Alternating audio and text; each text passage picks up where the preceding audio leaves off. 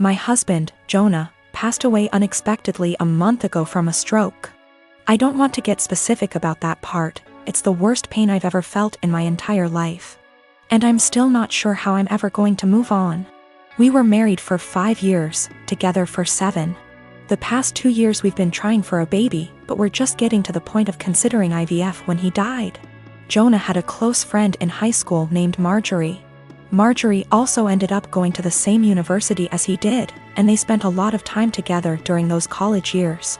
Jonah said that he liked Marjorie's company, but never felt anything beyond friendship with her, which I totally believe. Jonah dated other women during that period, but told me that several times Marjorie hinted that she wanted him to ask her out. She also joked about wanting him to be her plan B in case she didn't meet someone and get married by 30. By the time I'd started dating Jonah, he had moved a couple hours away from his hometown, and Marjorie. Despite this, Marjorie immediately began finding excuses to come to our town and hang out, which usually involved her encouraging us to go drinking, and then her passing out on the couch at Jonah's apartment. I didn't mind her for the most part, but she had a habit of saying things like, "You know you ruined our marriage pact," and pointing out all the things that she knew about him, like what he took in his coffee, his favorite bands, etc.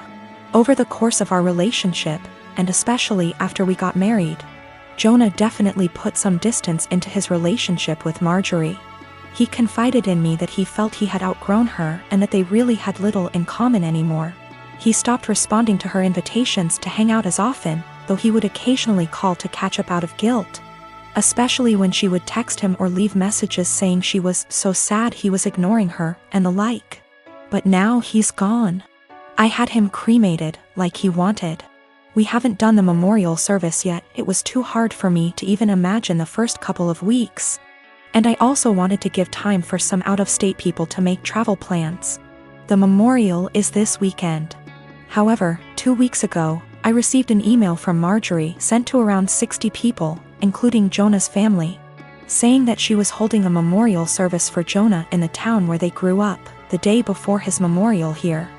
I was completely blown away, seeing as she hadn't mentioned anything to me or even attempted to call.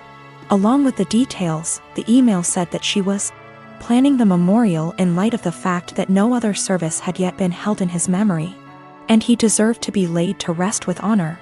For the record, she was invited to the memorial which I've been planning and knew it was happening. I called her, of course, and told her that while I appreciated her willingness to help with Jonah's goodbye, I was already planning a service for him that would involve all of his family and friends. She immediately went on the defensive and said that she had only started to plan a service when she realized I wasn't willing to do it in a timely manner. I told her that the timing wasn't her choice to make, but that if she wanted to have a memorial of some kind, to please just add on the invitation that his official memorial was going to be held this weekend. She said fine. I sent a message to all of Jonah's invited friends and family to make sure that they knew the real service, with both of our families was going to be here, and then just washed my hands of the whole thing. This week I received a message on Facebook from Jonah's cousin, saying that Marjorie, who has apparently blocked me on Facebook, created an event for Jonah's official memorial service, her memorial, and invited everyone she possibly could. I've been getting blown up with emails asking which day the memorial is, and where. I'm honestly furious. I don't have the emotional energy to deal with this. I ended up putting a post up on my wall, reiterating the date of his service here, and asking people to please share it. Thankfully, I think the older members of the family don't use Facebook or email very often, so most of them haven't been confused, but a lot of people now think that Marjorie's service is the real one.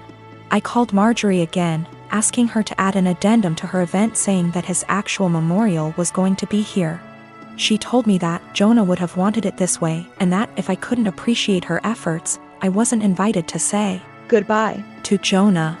I told her that was fine, seeing as I'd already said goodbye to Jonah when I held him as he died. She hung up.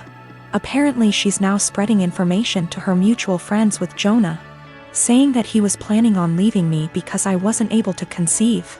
She also said that we had approached her to carry a baby for us, all absolute lies. His cousin sent me a screenshot of a text where she said that Jonah always thought we would have the cutest baby together, and that angry widow doesn't understand how much he wants children. I'm at a loss as to what to do. I don't care what she says about me, but she's now tarnishing my husband's memory, especially saying that he wanted to divorce.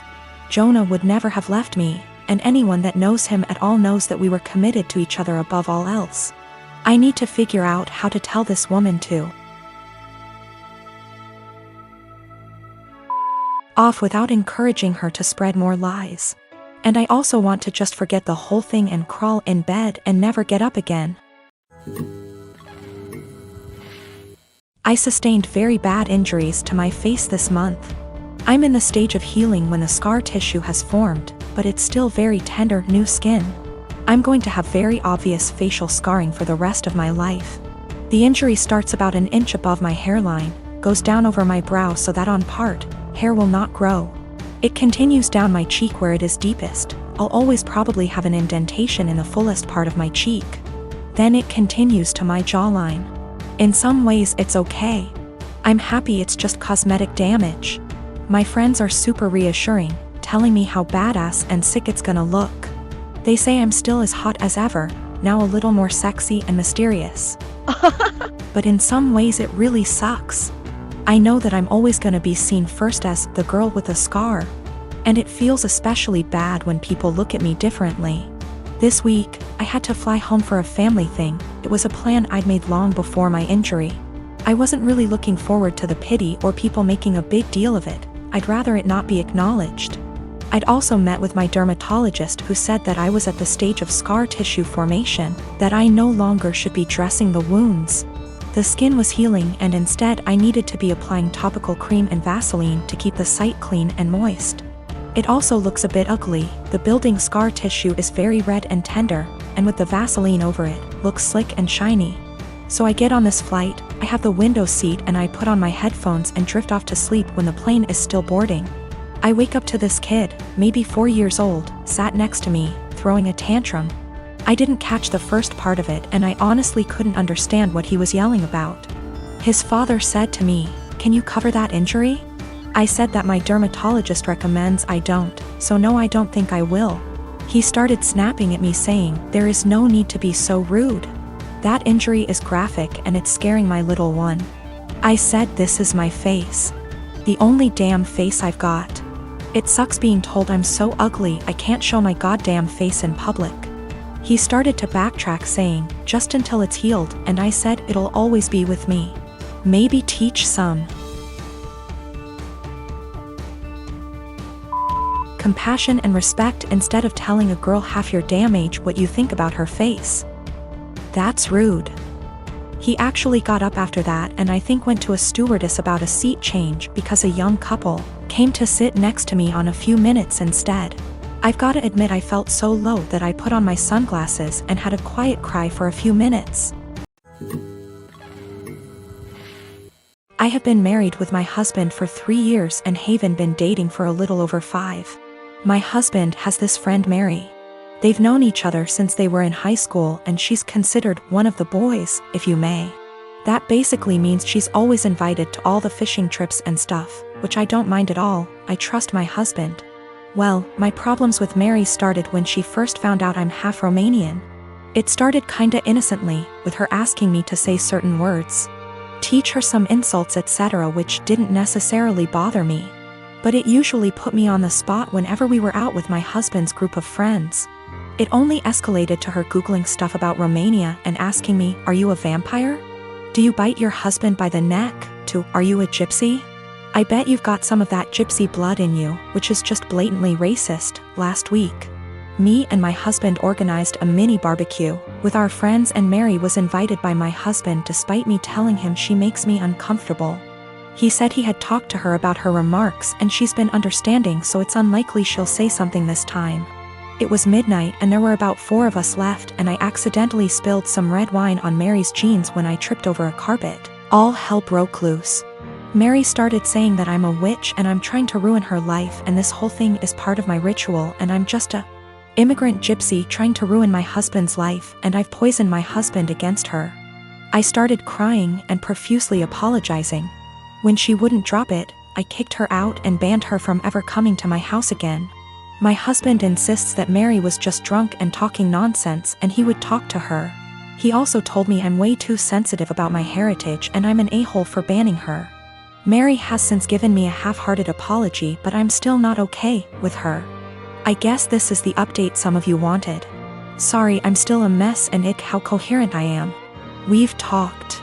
He admitted to being in and out of an affair with Mary in the first 2 weeks of our relationship and she wanted to win him back, I guess. I called my mom to come help me pack some stuff and him out. That's it. Mary can have him. I've been gaslit for years and it took a Reddit post to realize. Oh, the irony. Thank you, Reddit. A lot of people seemed suspicious of Mary and my husband's friendship / relationship etc. and have asked if I ever suspected anything. No, I didn't.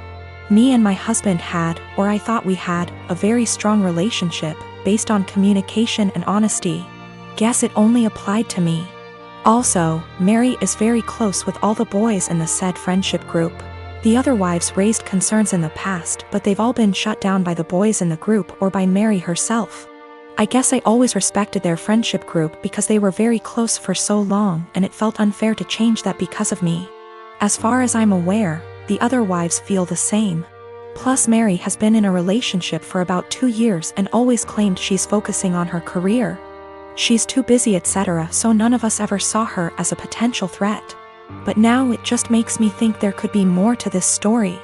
But I'm tired, as of right now, I am just exhausted. My Romanian witch blood won't let me live until I find out the whole truth, but I need time. My boyfriend and I have been together for 2 years. He's a good heart and is normally rational, but his one issue is that he expects to accompany me in every occasion no matter how big or small. He even went with me to my ex-boyfriend's funeral after days of begging. Now my best friend got married few days ago. It was very small and only close family and friends were invited. My boyfriend couldn't come because of the +1 rule.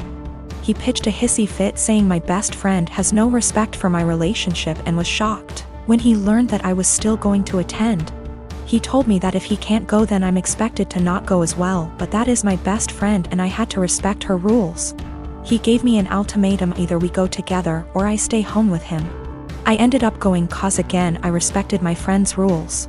He was angry with me and kept calling the entire 2-hour drive then stopped. Later I got a text from his friend telling me he, my boyfriend, got into an accident and was taken to the hospital. I freaked out. He gave me the address and I had to leave the wedding and told my friends why. I was crying the entire drive home and kept calling his friend but got no response. I arrived to the hospital and asked about my boyfriend and they checked and told me he wasn't there. My anxiety reached 160% as I kept calling his friends one by one. I just went home and there he was, along with his friend. He saw me and said that he was sorry, but this was the only he can get me home after I left him alone. After the initial shock, I just blew up yelling at him about lying and making me leave my friend's wedding, and having me literally go to the hospital and freaking out cause of him. I kicked his friend out and we got into an argument. He kept talking about how much I love him, thus I left, which is my own doing, not his, and he was just trying to see if I really chose my friend's wedding over him. He then argued that my friend caused this and I shouldn't agree with her to exclude him. I said what he did was horrible and called him horrible and then went to my room. It was awful cause my friends kept calling to check in on him cause they thought he was really at the hospital. He said I overreacted and that I yelled at the wrong person. He has a history of mental health issues but got better the past few months. He also had a recent death in his family which really affected his health generally.